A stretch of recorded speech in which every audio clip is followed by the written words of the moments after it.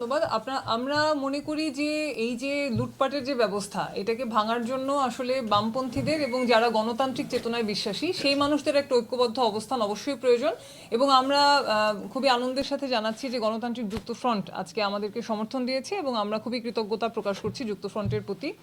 আমরা 18 সালেও মেয়র নির্বাচন করেছিলাম, কিন্তু এইবারের নির্বাচনে আমরা সংসদ সদস্য পদে যে নির্বাচনটি করছি এটা আমরা ঐক্যবদ্ধভাবে করছি। বরিশালের সকল বাম গণতান্ত্রিক দল, 9টি দল যারা গণতান্ত্রিক যুক্তফ্রন্টে আছে, এই নির্বাচনটা শুধুমাত্র বাসদের না, এই নির্বাচন এবার গণতান্ত্রিক যুক্তফ্রন্ট ঐক্যবদ্ধভাবে পরিচালনা করছে এবং সেই ঐক্যবদ্ধতার কথা জানানোর জন্যই আজকে সংবাদ সম্মেলনের আয়োজন আমরা করেছি।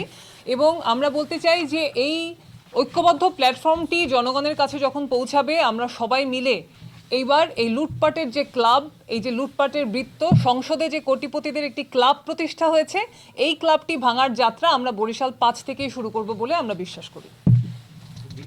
আপনারা জানেন যে নির্বাচনের সার্বিক পরিস্থিতি নিয়ে আমরা এখনো আশঙ্কামুক্ত নই, কারণ এখন পর্যন্ত বৈধ অস্ত্র জমা নেওয়ার যে প্রক্রিয়া, সেই প্রক্রিয়াটি আমরা শুরু করতে দেখিনি। বরং এখানে আমরা দেখছি যে নতুনভাবে অস্ত্র সরবরাহ করার একটি প্রক্রিয়া, লাইসেন্স দেওয়ার প্রক্রিয়া শুরু হয়েছে, যেটি এর আগে কখনো দেখা যায়নি।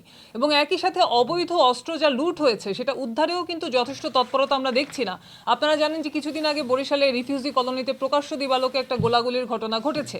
তাহলে যদি এরকম অস্ত্রের ঝনঝনানি থাকে এবং সেটা যদি নিরসন জন্য প্রশাসনের যথেষ্ট উদ্যোগ না থাকে, তখন কিন্তু নির্বাচনের আগে এরকম ভয়ের পরিবেশ তৈরি হতে পারে।